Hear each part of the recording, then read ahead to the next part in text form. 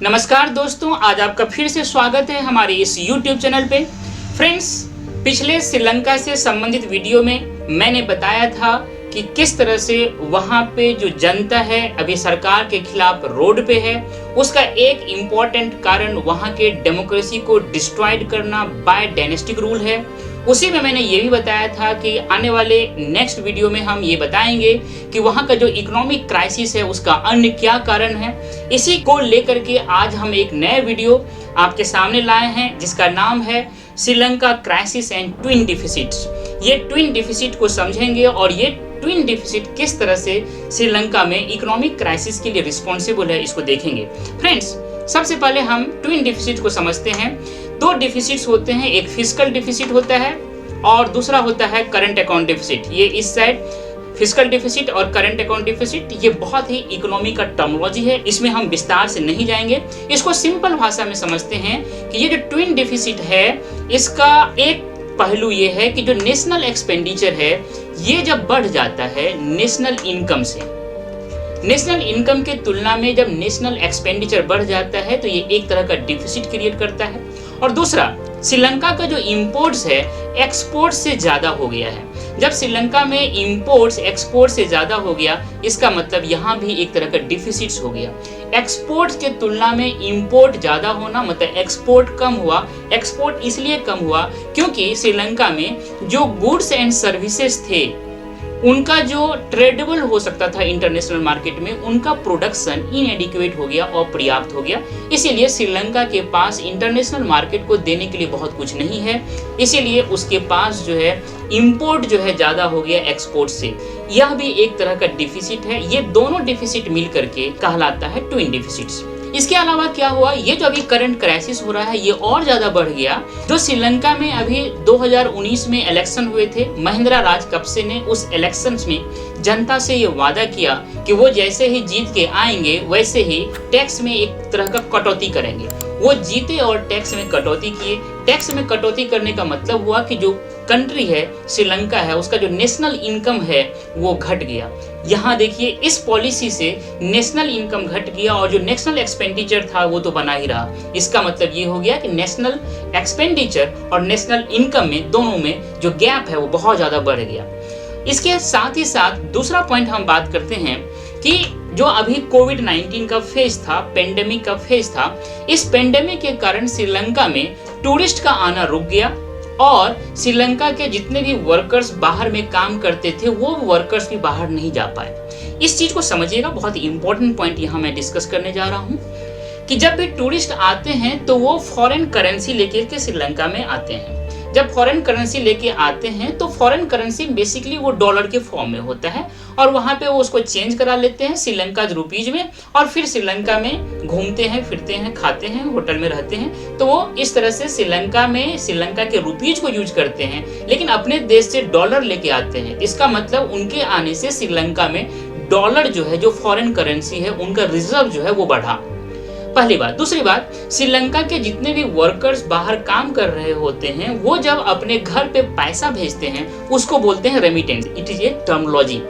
इस रेमिटेंस के कारण क्या होता है, बाहर से जो पैसा भेजते हैं वो भी फॉरेन करेंसी में होते हैं। इस तरह से यह रेमिटेंस के रूप में भी श्रीलंका को एक तरह का फॉरेन करेंसी मिला। अर्थात ये दोनों चीज जो है वहाँ के फॉरेन करेंसी रिजर्व जो है, जिसको फॉरेक्स रिजर्व बोलते हैं, उनका एक सोर्स था। लेकिन पेंडेमिक के कारण ये दोनों चीज बंद हो गया और श्रीलंका में जो फॉरेन एक्सचेंज रिजर्व है वो बहुत ही तेजी से घट गया। कहा जाता है 2 साल में लगभग 70% डिक्लाइन हुआ।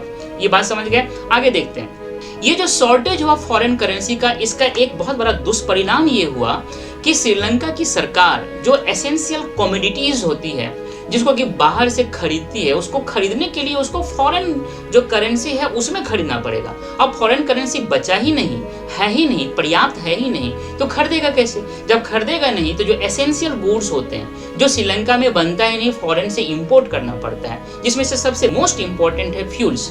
अब फ्यूल्स वो इंपोर्ट ही नहीं कर पा रहा है। जब फ्यूल्स होगा नहीं तो वो इलेक्ट्रिसिटी जनरेट कर नहीं पाएगा और इलेक्ट्रिसिटी नहीं होने के कारण श्रीलंका में 13 घंटा 15 घंटा इलेक्ट्रिसिटी का कट हो रहा है, जिसके कारण की जनता वहां की मतलब तबाह है। आगे देखते हैं। राजपक्षे गवर्नमेंट ने एक बहुत गलत डिसीजन लिया। उन्होंने जितने भी केमिकल फर्टिलाइजर्स थे उनको बैन कर दिया। अब उसके कारण क्या हुआ कि एग्रीकल्चर का प्रोडक्शन एकाएक घट गया। एग्रीकल्चर का प्रोडक्शन जैसे ही घटा, इसका मतलब है मार्केट में फूड है ही नहीं, एग्रीकल्चर प्रोडक्शन है ही नहीं।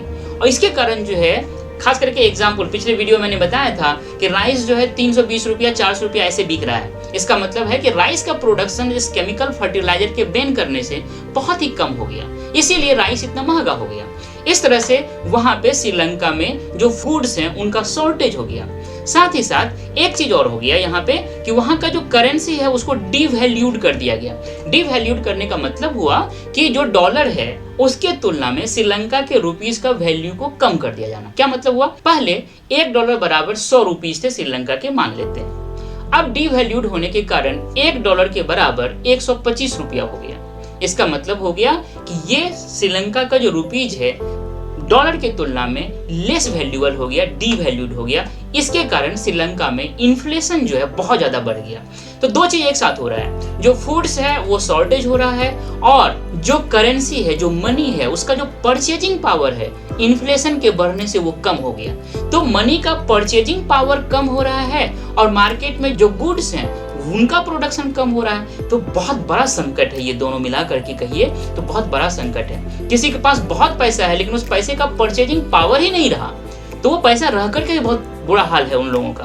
तो ये बहुत बड़ा संकट है श्रीलंका में। तो इस तरह से आपने देखा ट्विन डिफिसिट, देखा ट्विन डिफिसिट्स का डिफाइन किया हमने, ट्विन डिफिसिट को दो डिफिसिट होते हैं वो देखा। श्रीलंका की जो राजपक्षे गवर्नमेंट है उन्होंने चुनाव जीतने के लिए एक जो फ्री में बांटने का होता है, जिसको भारतीय मीडिया फ्री बीज बोलती है, इसी तरह का टर्मोलॉजी वहां पे दिया जा सकता है कि उस चक्कर में जो है टैक्स को ही जो है वहां पे कम कर दिया गया, सरकार का इनकम घट गया। फिर कोविड आ गया, कोविड आने से जो है टूरिस्ट नहीं आ पाए, साथ ही साथ वहां पे जो रेमिटेंस हो सकता था वो नहीं रहा, फॉरेस्ट रिजर्व घट गया। फॉरेस्ट रिजर्व रहेगा नहीं तो जो एसेंशियल चीज बाहर से आप मंगा सकते थे उसको मंगाने की क्षमता नहीं रही। जब वो चीज होगा नहीं तो इलेक्ट्रिसिटी जनरेट नहीं हुआ, इलेक्ट्रिसिटी जनरेट नहीं हुआ तो 13 घंटा 15 घंटा इलेक्ट्रिसिटी का कट हुआ, जनता परेशान हुई। साथ ही साथ जो केमिकल फर्टिलाइजर्स था उसको बैन कर दिया गया, जिसके कारण एग्रीकल्चर प्रोडक्शन घट गया, एंड जो वहाँ का करेंसी है उसको डिवैल्यूड कर दिया गया। इसके कारण जो है इन्फ्लेशन बढ़ गया, अर्थात जनता में खरीदने के लिए पैसा चाहिए, जो पैसा था भी तो उस पैसा का परचेजिंग पावर नहीं था, और जो सामान खरीदना था वो सामान का भी शॉर्टेज हो गया। इस तरह से जनता वहाँ का बहुत ही परेशान है। फ्रेंड्स, इस तरह से मैंने आपको ट्विन डिफिसिट के द्वारा श्रीलंका में जो संकट है उसका मैंने जो मूल कारण है उसको समझाने की कोशिश किया। उम्मीद है कि आपको ये वीडियो बहुत अच्छा लगा होगा, इसीलिए आपसे रिक्वेस्ट है कि हमारे इस चैनल को सब्सक्राइब कीजिए, लाइक कीजिए, अपना वैल्यूएबल कमेंट दीजिए और अपने दोस्तों में से शेयर कीजिए। थैंक यू डियर, मिलते हैं नेक्स्ट वीडियो में।